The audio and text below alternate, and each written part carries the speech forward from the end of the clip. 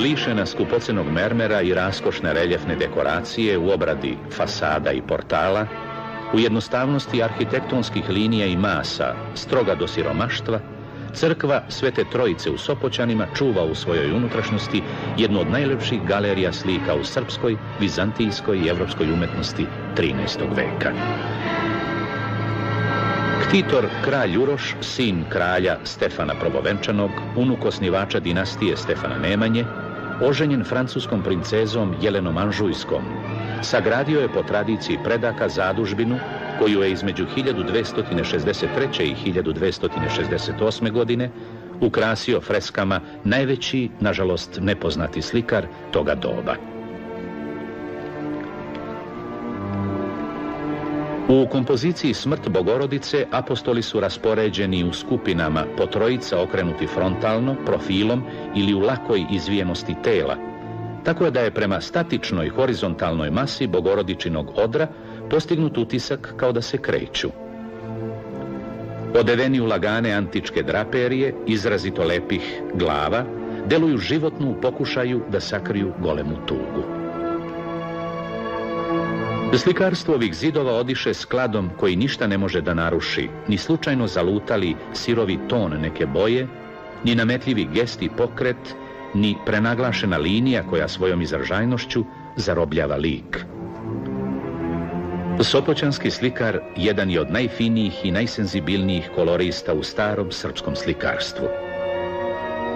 Izvođačkom vrsnošću živopisca neodoljivo probija suština svete slike, njena sadržajna likovna gustina kazujući tako najveću stvaralačku moć i slikarska znanja koja nadilaze sve stvoreno u srednjevekovnom srpskom zidnom slikarstvu. Opšti ton klasičnog mira nije osoben samo sopoćanskom slikarstvu. Istim duhom prožeta su i skulptorska dela umetnosti zapadnih zemalja toga doba. Ovu sličnost u načinima i pojavama izraženu u različitim sredinama i tehnikama svakako je uslovio talas drugačije osjećajnosti koju su probudili veliki propovednici u zemljama zapada, estetičko-teološke studije i na zapadu i na istoku usmerene na dela antike, produbljeno proučavanje poezije Vizantije, kao i neposredno proučavanje antičkih starina, čiji su spomenici mogli da se vide u Carigradu. I u Vizantiji na zapadu zavladalo je uverenje koje je bilo od velikog značaja za razvoj umetnosti, da se pomoću materijalne lepote može približiti Bogu i nebeskoj svetlosti, o kojoj su na isti način pisali francuski opat Suger, srpski monah Domentijan i Italijan Dante.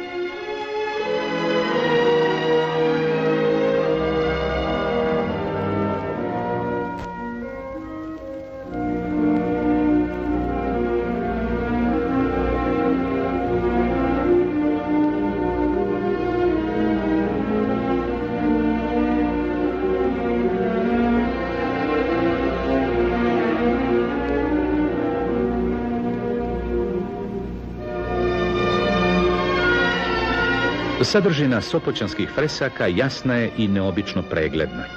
Sugestivno dejstvo biblijskih događaja Novog Zaveta ne oslobađaju ni sporedni učesnici, ni pastoralne scene, ni sitni detalji. Sva pažnja majstora slikara usredsređena je na ljudsku figuru koja svojom snažnom telesnošću suvereno vlada prostorom.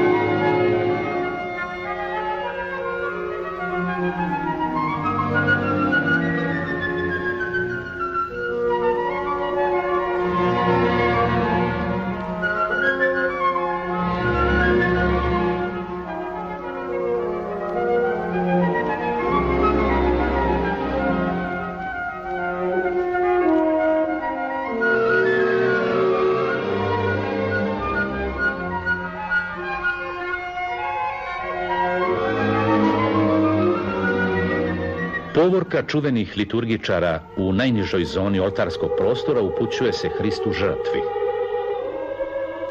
Figure su nadahnute, monumentalne lepote, ostvarene blistavom tehnikom rada. U likovima je uočljiva grafička obrada, jasna linija kojom slikar izvlači crte lica, a modelaciju postiže ravnomernim nanošenjem svetlog okera, lišavajući ih tako idealizacije.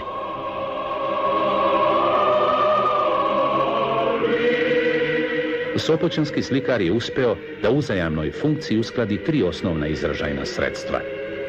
Preciznu liniju, plastičan oblik i boju kojoj svetlost daje dubinu, prozračnost i sjaj.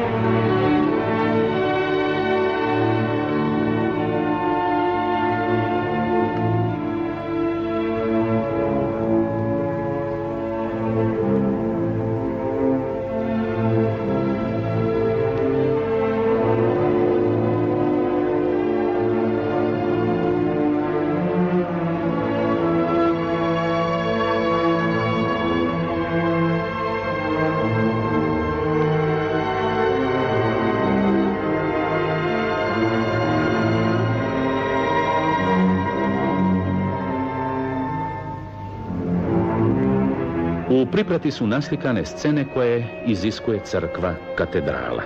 Na zapadnom zidu 16 epizoda ilustrovana je priča o prekrasnom Josifu, najmlađem sinu praoca Avrama, koga su ljubomorna braća htjela da ubiju. Spasao se, proslavio na dvoru faraona i darovao braći žito u vreme gladi.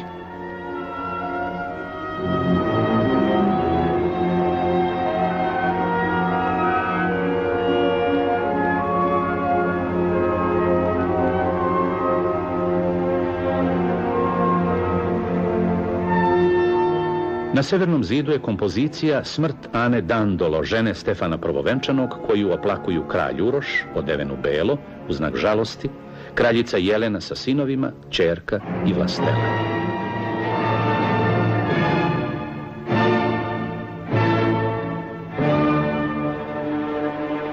U sceni strašnog suda impresivno deluju monumentalni aktovi grešnika i grešnica koje omotavaju zmije i koje opominje i narod i sveštenstvo na moguću posljedicu greha.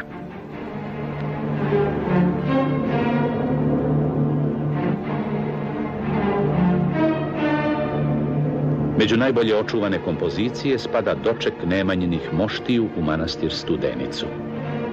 Stefanu Nemanji posvećena je kapela.